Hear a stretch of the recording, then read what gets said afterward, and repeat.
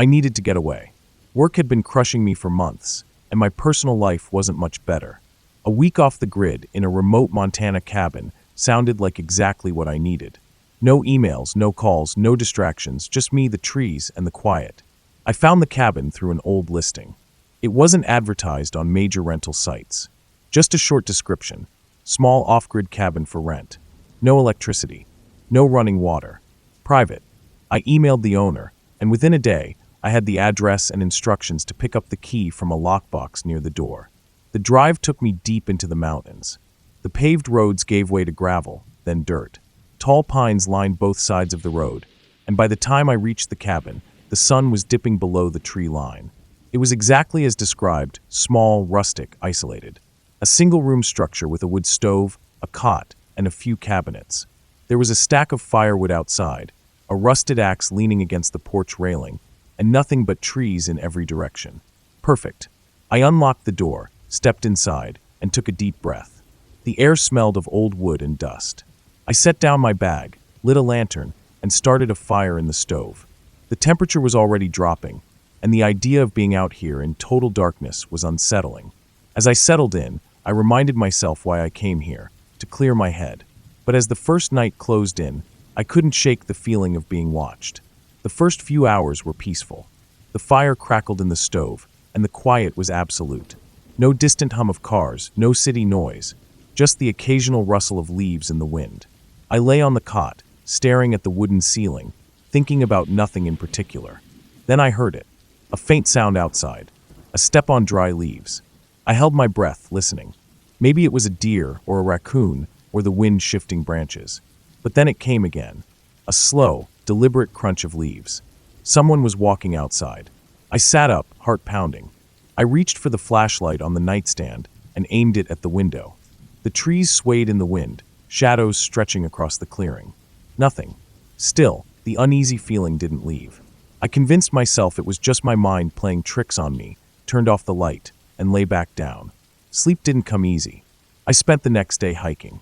The woods were dense, the trails barely visible, but it felt good to move, to breathe fresh air, to forget about the stress I had left behind. By the time I returned to the cabin, the sun was already low. I made a quick meal from the canned goods I had brought and started another fire. As darkness settled, that feeling returned, the sense of being watched. I told myself it was just the isolation getting to me. But then Murphy, the old hunting dog I had borrowed from a friend for the trip, started growling. He was staring at the window. I followed his gaze, stomach tightening. Outside, beyond the glass, something moved. A shadow. I clicked on the flashlight and aimed it outside. That's when I saw him. A man, crouched near the tree line, half hidden in the darkness. Watching me. He didn't move. He didn't react to the light. He just stared. Murphy growled louder, his ears pinned back.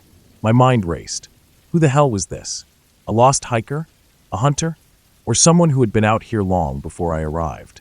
I stood up, gripping the knife I kept on the nightstand. Then the man did something that made my blood run cold. He smiled. Slowly, deliberately, he pressed a hand against the window. Fingers spread wide, palm flat against the glass.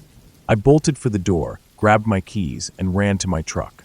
I didn't care about my bag or my food. I just needed to get out of there. But as soon as I stepped onto the porch, I froze. The ground was covered in footprints. Dozens of them. He had been circling my cabin for hours. Panic surged through me, but I forced myself to move. I ran to the truck, yanked the door open, and jumped inside. My hands shook as I jammed the key into the ignition. The engine coughed. Stalled. No. I turned the key again. This time, the truck roared to life. Headlights cut through the darkness, illuminating the trees ahead. I turned toward the cabin, expecting the man to be at the window. But he was gone. The woods were empty. I slammed the truck into gear and floored it, dirt kicking up behind me as I sped down the winding road. The trees blurred past, my heart hammering. I kept expecting to see him in the rearview mirror, running after me, grinning, but the road remained empty. It wasn't until I hit the highway, miles away from the cabin, that I finally let out a breath. I never went back. The next day, I called the owner and told him what had happened. He sounded surprised but not shocked. He mentioned that the cabin had been broken into once before. No one had ever caught the person who did it. I reported it to the local sheriff's office, but without a clear description or evidence, there wasn't much they could do. I tried to move on, but some nights I still wake up, heart pounding, convinced I hear footsteps outside my window. And sometimes I swear I see a handprint on the glass.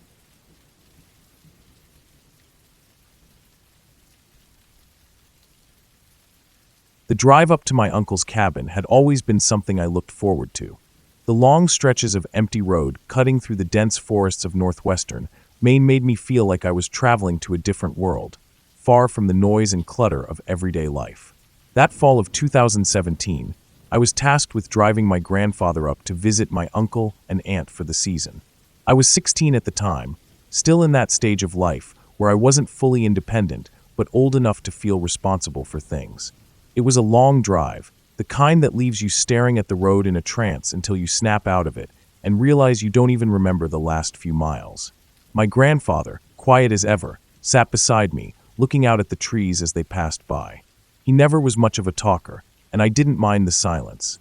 By the time we arrived, the air was crisp, the scent of damp earth and pine thick around us.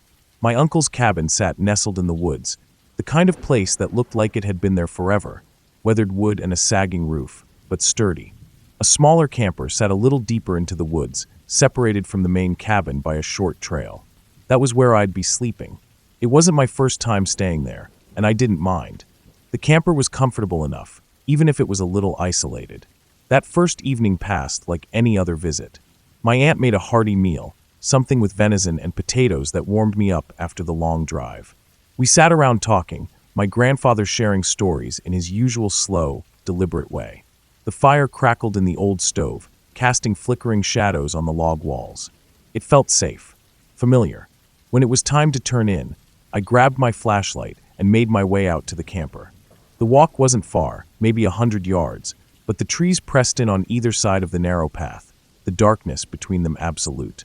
Halfway there, I shut off my flashlight for a moment, tilting my head back to take in the sky. Out there, away from the lights of town, the stars were bright and endless, scattered across the blackness in a way that made me feel small. That was when I noticed the silence. The forest is never truly quiet. Even at night, there are always the sounds of insects, the rustle of leaves in the breeze, the occasional distant hoot of an owl. But in that moment, there was nothing. No wind, no movement, just a thick, unnatural stillness that wrapped around me like a heavy blanket. The hair on the back of my neck stood up, a deep, instinctual warning curling in my stomach. Something was watching me. The thought hit me suddenly, an overwhelming certainty that made my heart hammer in my chest. I felt exposed, like prey standing in an open field. My grip tightened around the flashlight, but I didn't dare turn it back on. Instead, I bolted. I ran the rest of the way to the camper, my pulse thudding in my ears, every step feeling like something was right behind me, just out of sight. I slammed the door shut, locked it, then pulled the blinds down over the small windows. My breathing was ragged, too loud in the cramped space.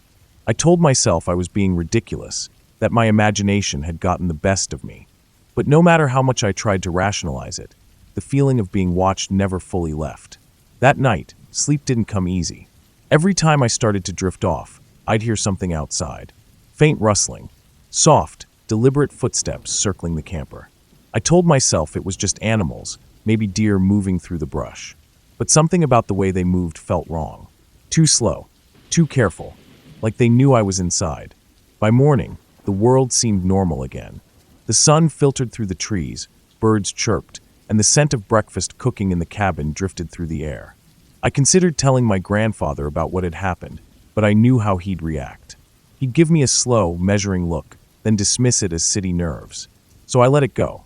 That day, I stuck close to the cabin, helping my uncle with small chores, splitting wood, cleaning up fallen branches from a recent storm. My uncle's dog, a big German shepherd named Frank, followed me around as I worked. He was a good dog, smart and protective, and I found comfort in his presence. That evening, I asked if I could bring Frank with me to the camper. My uncle shrugged, said it was fine. I didn't tell him why I wanted the dog with me, but I think my aunt knew something was off. She gave me a look, but didn't say anything. The walk back was uneventful until we reached the tree line. That same heavy silence settled over the woods, pressing down on me like a weight. I glanced at Frank, and I could tell he felt it too. His ears were perked, his head on a swivel, body tense. I gripped his collar a little tighter, quickening my pace. Inside the camper, I locked the door again, keeping Frank close. He curled up beside me on the small bed, his body warm against mine. I thought I'd feel safer with him there, but sleep still didn't come easy. Sometime in the night, I woke up to find Frank staring at the wall, his body rigid, hackles raised. His eyes were locked on something I couldn't see, his breathing slow and measured. I whispered his name, but he didn't respond. He just kept staring. I didn't sleep after that. By morning, I was ready to leave. I packed my bags, feeling an overwhelming need to be away from that place. Out in the small clearing between the cabin and the woods, I played fetch with Frank to distract myself, kicking his ball across the yard. He chased after it, his usual enthusiastic self. Until he wasn't. I kicked the ball a little too hard, sending it rolling toward the tree line. Frank bolted after it, but just before reaching the edge of the woods, he stopped. Completely froze, his body stiff for bristling. He was staring into the trees, unmoving. I called his name. Nothing. I walked toward him, heart pounding. The forest was silent again. Then, from deep within the trees, I heard my own voice call out. It wasn't an echo. It wasn't a trick of the wind. It was my voice calling my own name. But it was wrong. Delayed. Stretched. Distorted. Then it called again. Louder. I grabbed Frank by the collar and yanked him back, turning on my heel and running full speed toward the cabin. My chest burned, legs pumping, but I didn't stop until I was inside, slamming the door shut behind me. I don't remember what I said to my aunt, only that I was shaking, trying to explain through broken sentences. She held me, murmuring reassurances, but I could see something in her eyes. She knew. She wouldn't say it, but she knew. I left that afternoon and never went back. Even now, years later, I still think about that voice. The way it mimicked me, the way it called out from the trees. I don't know what it was, but I know it wasn't just my imagination. Something was out there. Something that knew my name. And it was waiting.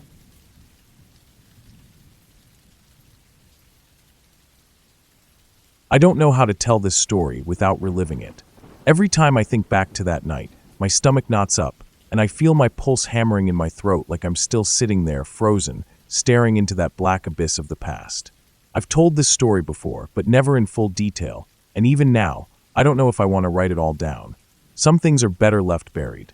But I guess if I'm ever going to tell it, I might as well do it right.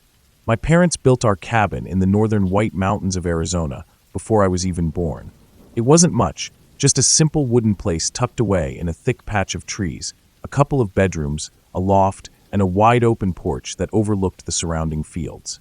From the moment I could walk, I spent my summers up there, running through the woods, riding dirt bikes, and making friends with other kids whose parents also owned cabins nearby. There was one property, though, that we all knew to stay away from. You couldn't miss it. As you turned onto the dirt road leading to our cabin, you passed a vast open field, and right in the center sat a decaying, long-abandoned homestead. The structures loomed like relics of another time, rotting barns, a rusted-out airplane hangar, and a house perched alone on a small hill. The house had one tree beside it, the only tree in the entire field, and it was always filled with crows, like something straight out of a horror movie. As kids, we never dared to go near it. We made up stories about it, whispered rumors passed down from older siblings. But it wasn't until my teenage years that I finally ventured inside. By the time I hit high school, I had convinced myself that I wasn't afraid of anything. That's just how you think when you're 16. Fear was something for little kids, not for me. So when my friends and I started making trips to the old abandoned property, I was always the first one through the door.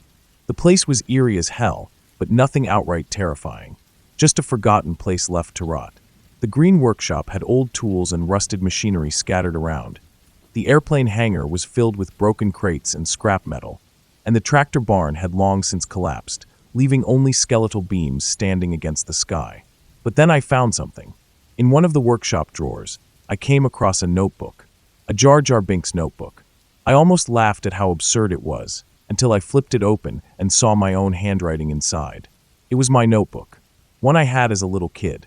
My name was scrawled inside the front cover in the messy, looping script of a child, alongside my siblings' names. We had used it to keep score in a game we played at our own cabin years ago. So why the hell was it here? That should have been the sign to leave, to never come back. But of course we didn't. I was 16, almost 17. It was one of those rare summer days when the monsoon rains finally gave us a break, and the air was cool and crisp. My best friend Logan and I had spent the entire day tearing through the woods on our dirt bikes. I was riding his old Suzuki DR 200, an old but reliable bike with a headlight and speedometer, while he was on a smaller Honda 125 cubic centimeters. We were exhausted but still riding high on the adrenaline rush, and as the sun started setting, we decided to make one last stop, the abandoned barn. We had been there dozens of times before, but that night would be different. That night, I saw something I will never forget. I got there first. Riding ahead on the faster bike, I pulled into the long driveway and stopped right in front of the airplane hangar, letting the engine idle in neutral as I waited for Logan to catch up. To my left was the green workshop, and directly in front of me, about 20 feet away, stood the old white tractor barn. It was in bad shape. The main doors had rotted off long ago, leaving a wide open maw leading into the darkness inside. There was also a smaller side door, still barely clinging to its hinges, and 3 grimy windows along the walls. I was sitting there, perfectly calm, when I noticed movement out of the corner of my eye. Something large shifted inside the barn. I snapped my head toward it, but all I saw was shadow. Nothing there. For a moment, I brushed it off, my mind playing tricks on me. But as I sat there, staring at the barn, unease began creeping up my spine. I tried to focus back on the driveway, waiting for Logan, but my eyes kept drifting back toward the barn. My gut was telling me something was wrong. And then I saw it. A pale, skeletal hand slid around the edge of the side door, gripping the wood. I froze. Another hand followed, fingers stretching unnaturally long as they pressed against the surface. And then a head appeared. It peeked out from behind the doorframe, just enough for me to see the black, beady eyes staring straight at me. My mind refused to process it. The figure was thin, deathly pale, with hollow cheeks and an unsettling, almost predatory stillness. The only thing I can compare it to is Gollum from Lord of the Rings, but taller, human-like, and much, much worse. The moment stretched on forever. I couldn't breathe, couldn't think. I told myself it wasn't real. It couldn't be real. Then it smiled. Its lips pulled back, revealing small, sharp teeth. I don't know what snapped me out of my trance, but suddenly I could move again. I slammed the bike into first gear, twisted the throttle, and tore out of there, screaming at Logan to turn around. I didn't stop until I reached my cabin. I jumped off the bike, shaking so badly I could barely stand.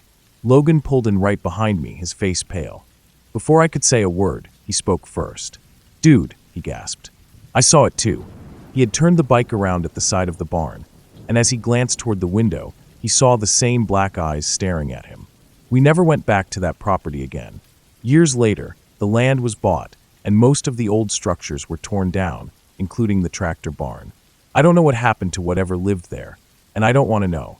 But even now, every time I sit on my porch at night, looking out into the trees, I feel like something is still watching me. Like whatever was in that barn never really left. And I don't think it ever will.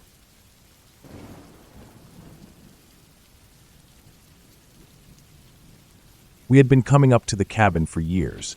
The property had been in our family for generations, passed down from our great-grandfather, who had bought the land when there was nothing out here but thick forest and the river running through it. A full 100 acres, completely off-grid, surrounded by nothing but woods for miles in every direction. The only way in was a long dirt road that cut through the trees, hidden from sight unless you knew exactly where to look. At the entrance, a heavy I-beam gate stood locked at all times, keeping out anyone who wasn't supposed to be there. It was the perfect spot to get away from everything. No cell service, no internet, just the cabin, the woods, and whatever we brought in with us. There was no one around, no neighbors, no passing cars, no reason for anyone to be anywhere near us. The only visitors were the occasional black bear or coyote, but they weren't much of a threat if you left them alone. That weekend, it was just me and my cousin. We had driven up early Saturday morning, bringing enough food and beer to last us through Sunday. The plan was simple: relax, drink, maybe do some fishing in the river, and just enjoy the peace and quiet. We spent the day like we always did. Got a fire going outside, grilled up some burgers, had a few beers while sitting on the porch watching the trees sway in the wind. The air was crisp, the way it always was up here, and the only sounds were the rustling of leaves and the steady flow of the river down below. The kind of quiet you didn't get anywhere else. As the sun set, we moved inside. The cabin wasn't anything fancy, just a single main room with a small kitchen area, a wood stove in the corner, and a loft above where the beds were. Simple but comfortable. We lit some lanterns, cranked up some music, and started a game of cribbage at the old wooden table in the middle of the room. We played for hours, drinking, laughing, just enjoying the night. At some point, I checked my watch, almost midnight. We were just about to call it when it happened. A sound, so loud and sudden that it made my chest seize up. Bang! The entire cabin shook. The back door, the metal one leading out to the small deck, slammed inward like something massive had just hit it full force. Bang! The windows rattled. The table shook. My beer tipped over, spilling across the cards. Bang! It wasn't the sound of knocking. It wasn't the sound of someone pounding with their fist. It was deep, heavy, like a battering ram slamming into the metal. The kind of force that made my stomach drop. And then, just as suddenly as it had started, silence. Not just regular silence. A deep, unnatural stillness. No wind. No rustling of leaves. No insects. The crickets, the frogs, all of it just gone. I realized I was holding my breath. My cousin had already killed the music. We both just stood there, staring at the back door, waiting for another impact. Nothing. For what felt like an eternity, we stood frozen in place, listening. My heartbeat thudded in my ears, so loud in the quiet that it almost felt like it was echoing. Slowly, the sounds of the woods started coming back. A single cricket chirped, then another, then the frogs. The normal night sounds, creeping back in as if nothing had happened. I don't know how long we stood there before we finally worked up the nerve to check the windows. We killed the lanterns first, leaving the cabin in total darkness so we could see outside better. My cousin grabbed the flashlight and flicked it on. Pitch black beyond the windows. Just trees, shifting slightly in the breeze. The flashlight beam swept across the deck, the railing, the steps. Nothing. Then my cousin jerked the light to the right, holding it steady. "Did you see that?" he whispered. I hadn't. I had been looking in the other direction, but I knew better than to dismiss it. Neither of us spoke for a long time. We just stood there, staring out into the trees. Nothing moved. No sound beyond the usual. Just the woods, stretching out in all directions, empty and endless. I felt the hairs on the back of my neck rise. We checked the locks, the doors, the windows. Everything was secure. But that didn't mean we felt safe. There was no way either of us was going to sleep. We climbed up into the loft, grabbing whatever we could use as weapons. My cousin had a pocket knife. I had a heavy metal flashlight. Useless, probably, but it was better than nothing. We sat up there for hours, backs against the wall, listening. Every creak of the wood, every shift of the wind, sent a jolt of adrenaline through me. I kept picturing something moving outside, something just beyond the windows, watching. Eventually, the sky started to lighten. The first hints of dawn creeping over the treetops.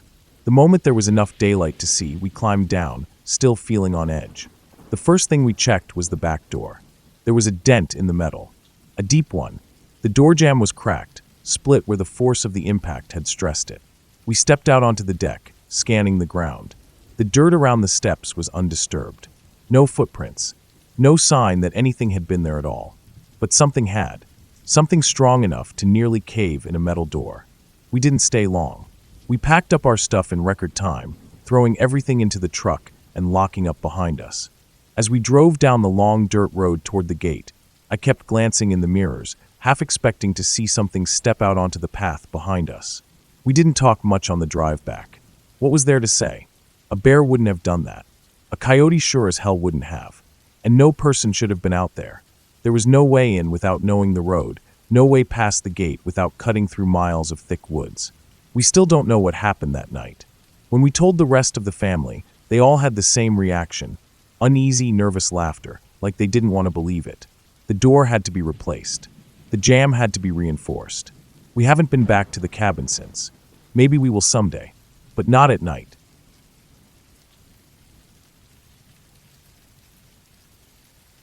We had always loved taking trips to the Smoky Mountains. The cabins around Pigeon Forge offered a perfect escape from the routine of everyday life, nestled in the quiet of the woods, away from the constant noise of the city. My father, mother, and I had made it somewhat of a tradition, taking trips there a couple of times a year whenever we could get away. It was something we all looked forward to: the fresh mountain air, the stillness of the forest, the way the sun set behind the hills, casting long shadows across the valleys. This trip, however, would be different. This trip would be the one I would never forget. We arrived late in the evening, the sky already dark by the time we pulled into the gravel driveway of the cabin. It was larger than the ones we had stayed in before, a 3-story structure with a steeply pitched roof, heavy log beams, and a wraparound deck that overlooked the dense trees below. The porch light cast a dim glow across the front steps, but beyond that, the forest pressed in, thick and quiet. The moment we stepped inside, I noticed the alarm system. It was mounted on the wall near the front door, a small keypad with a glowing red light. I hadn't seen one in any of the other cabins we had rented before, but my father said it was probably just an extra security measure. Maybe break-ins had been a problem in the area, or maybe the owners had just decided it was worth the added protection. Either way, we set the alarm before settling in for the night. My father punched in the code, and the red light blinked off, replaced by a steady green one. Armed, the small screen read. If any door opened, the alarm would go off. We put our bags away, checked out the rooms, and decided to watch a movie together before bed. The cabin was spacious, with an open living area that had high ceilings and large windows looking out over the woods. There was a fireplace in the corner, unlit, and a small kitchen just off to the side. It was cozy, the kind of place you'd want to spend a cold winter night. Halfway through the movie, the alarm went off. The sound was deafening, an immediate, piercing wail that made my heart jump into my throat. We all froze, staring at each other for a split second before scrambling up from our seats. My father rushed to the alarm panel, fumbling to turn it off. My mother grabbed her phone. I stood there, heart pounding, waiting. The alarm only triggered if a door had been opened. Once my father silenced the alarm, we went through the cabin, checking every door, every window. Nothing was unlocked. Nothing was open. The front door was still latched. The back door to the deck was secure. The basement door was locked. We checked the windows next, pulling at each one, testing them. They hadn't been tampered with. There was no sign of forced entry, no reason for the alarm to have gone off at all. We stood in the middle of the living room, exchanging uneasy glances. Maybe it's faulty, my father said after a moment. I wasn't so sure. The next morning, we called the rental company. A man came by in the early afternoon to check the system. He was in his late 40s, wearing a polo with the company's logo stitched onto the chest, and he worked in silence as he tested the keypad, walked the perimeter of the cabin, and inspected the sensors on the doors and windows. When he finally spoke, his words didn't reassure me. "I've been out here a lot lately," he said, adjusting his baseball cap. "Same problem. Alarm goes off in the middle of the night. Nobody can figure out why." I asked if it could just be faulty wiring or a technical issue. He shrugged. "Maybe. But if it was just a system malfunction, it wouldn't always trigger like this. Only at night, only when people are inside." That answer didn't sit right with me. After he left, I tried to put it out of my mind. It was only the first full day at the cabin, and I didn't want to spend the whole trip feeling unsettled. In the living room, I found a small guest book on the coffee table, filled with entries from past renters. Most of them were typical, people talking about how much they loved their stay, how beautiful the cabin was, how they wished they could stay longer. But as I flipped through the pages, I started noticing something. Again and again, people mentioned feeling uneasy. Some said they had trouble sleeping, waking up in the middle of the night for no reason. Others wrote that they felt like they were being watched. A few even mentioned the alarm going off, just like it had for us. Then I read something that made my skin crawl. One entry, written in shaky handwriting, described finding wet footprints on the deck outside, near the hot tub. They had checked in the morning after hearing noises on the porch during the night, only to find the prints leading up to the door. Like someone had walked up, stood there, and then disappeared. I stared at the words, the air suddenly feeling too thick, my pulse quickening. When I showed the entry to my parents, my mother dismissed it as people trying to scare future guests. "People love telling ghost stories in places like this," she said. I wanted to believe her. That night, we went to bed as usual. My father slept in the basement, my mother took the top floor, and I stayed on the main floor in a small bedroom just off the kitchen. It wasn't unusual for us to sleep in separate areas. My dad's snoring was loud enough to rattle walls, so we always spread out. I woke up to the sound of the fridge opening. For a moment, I thought I was dreaming, but then I heard it again. The quiet creak of the door, the soft hum of the light.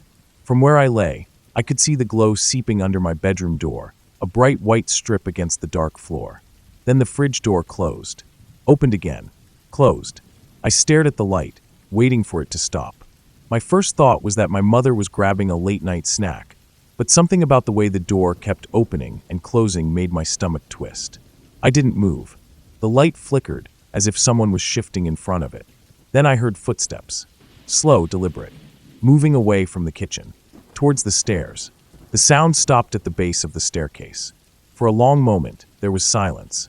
Then the slow creak of a step. Another. Then nothing. I stayed in bed, heart hammering.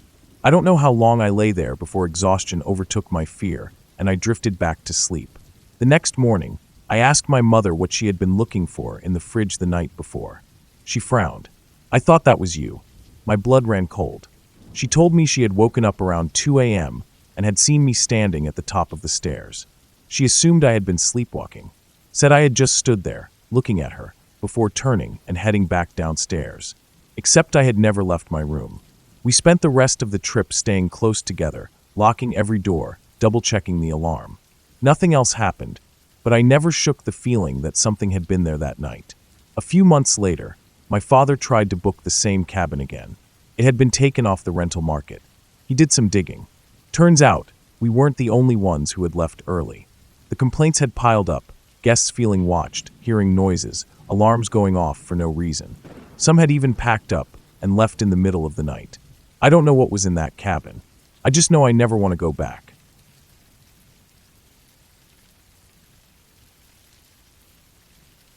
I grew up in a small town, surrounded by dense woods that stretched for miles behind my family's farm. The land was wild and mostly untouched, aside from the occasional hiking trail or abandoned hunting shack. As a kid, I spent most of my time out there, following the creek that ran through our property, climbing trees, and making forts out of fallen branches. There wasn't much else to do in a place like this, and I knew those woods better than anyone. At least, I thought I did. My dad had a story that he only told a handful of times, always with a strange look on his face. He was the kind of man who didn't scare easily. He had seen plenty as a firefighter, enough to make most people sick to their stomachs. Blood, wreckage, death. It never shook him. But when he talked about that cabin in the woods, his hands would tighten, and he would stare at something far off, something I couldn't see. I never knew whether to believe him or not, but every time I tried to press him for details, he would shut it down. It happened in the late 80s, when he was in his early 20s. He and a few of his friends used to hike back into the woods late at night, crossing the creek and making their way toward the interstate. There wasn't much reason for it, just something to do when you had nowhere else to go. They would drink, smoke, sometimes mess around with old farm equipment left to rust in the fields. One night, they decided to take a different route, one that led them past a stretch of farmland owned by a guy who kept emus and other exotic animals. The plan was just to get a look at them, see if they were even out that late. But after leaving the farm and pushing further into the woods, they came across something they hadn't seen before. The cabin was old. Not just old in the way an abandoned house looks after a few years of neglect, but ancient, like it had been forgotten for decades. The wood was dark and weathered, the roof sagging slightly, the windows long since shattered. There was something off about it. My dad said the moment they saw it, they all felt it, that deep, instinctual pull in their gut telling them to turn around. But they didn't. They were young, dumb, and full of adrenaline, and if something scared them, well, that was all the more reason to check it out. Inside, the air was thick and stale, carrying the scent of rotting wood and something else, something metallic. The walls were covered in symbols, strange shapes and words that none of them recognized. Some were spray-painted, crude and sloppy, while others looked smeared on darker, dried in long streaks.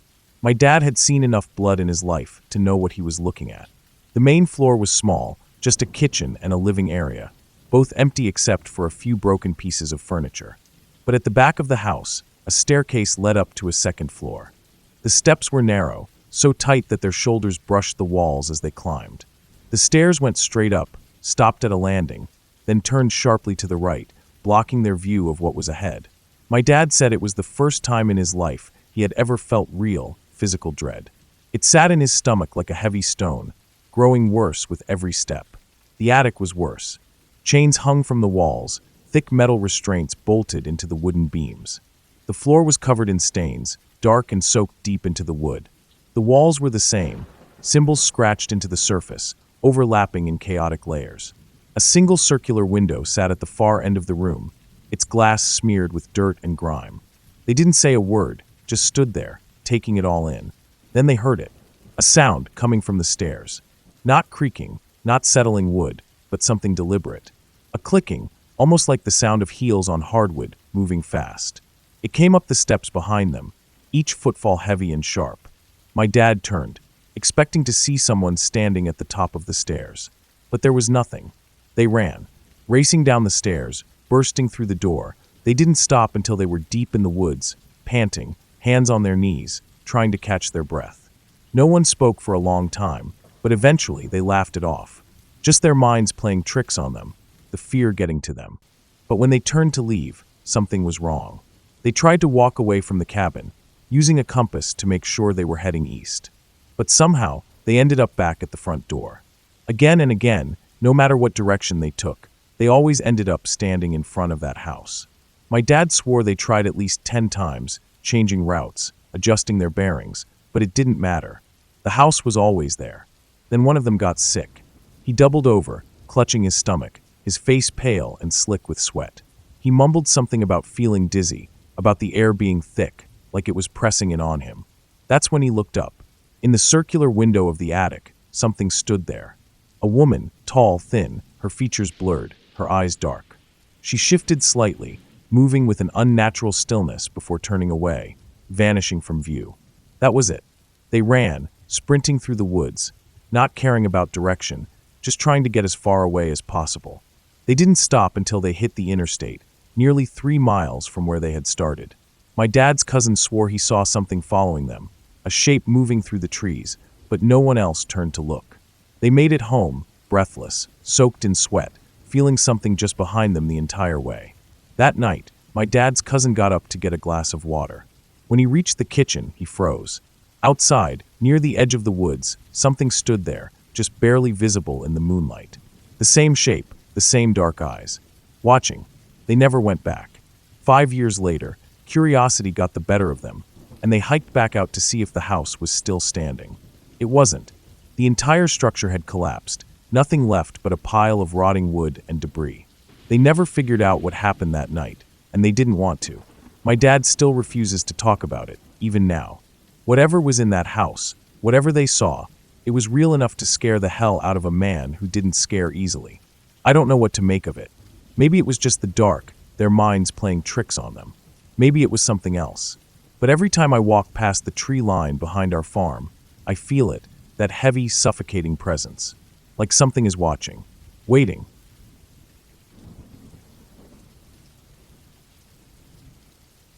I had been looking forward to this trip for months. A weekend in a remote cabin, deep in the Oregon wilderness, with nothing but the trees, the fresh mountain air, and my dog Murphy for company. Life had been wearing me down lately, and I needed the solitude. No emails, no phone calls, no responsibilities. Just 2 days of hiking, reading, and sitting by the fire with my loyal golden retriever at my feet. The drive was long, winding through narrow dirt roads that seemed to lead nowhere. The cabin sat miles from the nearest paved road, tucked between towering pines and thick underbrush. It was small but well-maintained, a single room with a bed, a fireplace, a tiny kitchen, and a front porch that overlooked a clearing. There was no electricity, only a wood stove for heat, and no running water apart from the nearby stream. As soon as I parked, Murphy jumped out of the car, tail wagging, nose to the ground. He sniffed around the perimeter, stopping occasionally to let out small, questioning huffs of air. I wasn't concerned.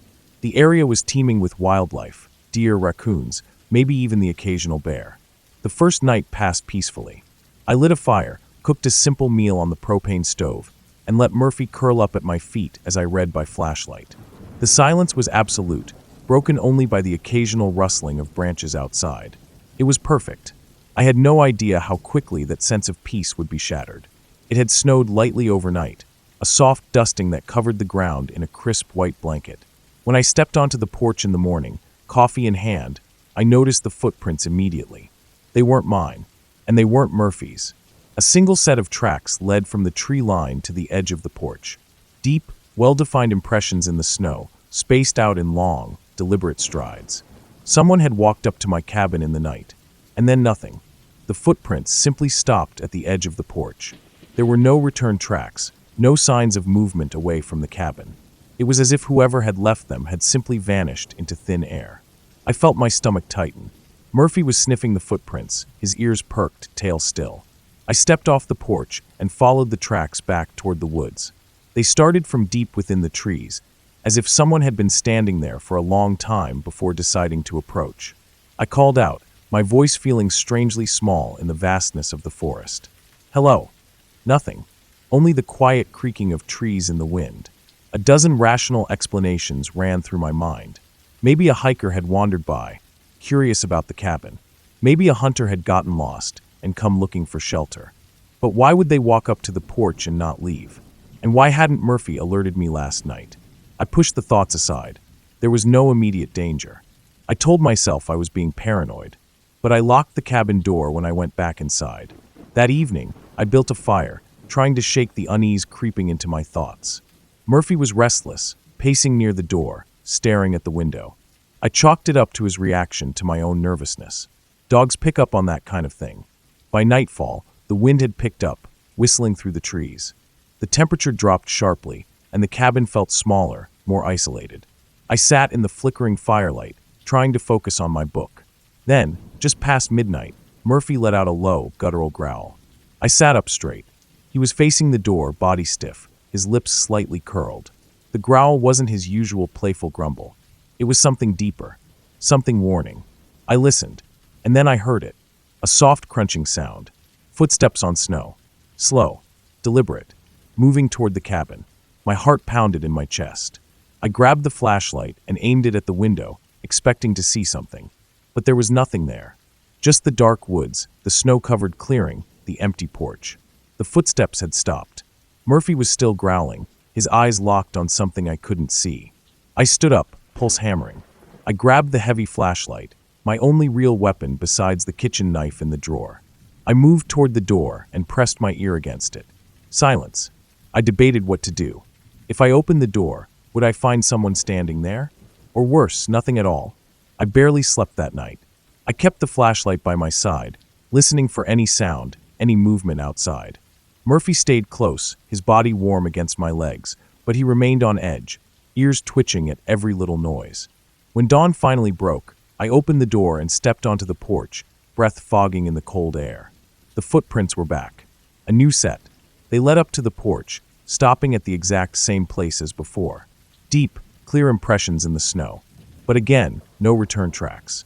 I stared at them, a sick feeling growing in my gut. This wasn't a coincidence. Something, had walked up to my cabin twice now. But where did they go afterward? Murphy sniffed the tracks again, then let out a sudden, sharp bark. His fur bristled, tail raised. He bolted toward the trees, nose to the ground. I ran after him, calling his name, heart pounding. The footprints led deep into the forest, fading where the snow thinned under the trees. I followed as far as I could, but there was nothing. No sign of movement, no sign of a person. Only an eerie, unnatural silence. I turned back toward the cabin, gripping the flashlight so tight my fingers ached. I had a terrible realization. Whoever, or whatever, had been outside my cabin last night was still out here. I packed my things that afternoon. I told myself I was being foolish, that I was letting my imagination run wild, but I couldn't shake the fear gnawing at me. I was leaving first thing in the morning. As night fell, I secured every lock, every window. The fire burned low, casting long shadows across the walls. Murphy lay at the door, his body tense. Sometime after midnight, I heard it again. The footsteps, crunching, closer, then silence. I gripped the flashlight, my throat dry. Murphy let out a low whine. I waited, and then the doorknob turned. The sound was slow, deliberate. Someone was trying to come inside. Murphy lunged at the door, barking, snarling. I scrambled backward, my pulse roaring in my ears. The doorknob rattled violently, once, twice, then stopped. Silence. Minutes passed. An hour. I didn't move. When the first light of dawn crept through the window, I finally stood up and opened the door. The footprints were there, right at the porch. But again, no return tracks. I grabbed my bag, loaded Murphy into the car, and left without looking back. I don't know who or what was watching me that weekend, but I know one thing. I wasn't alone.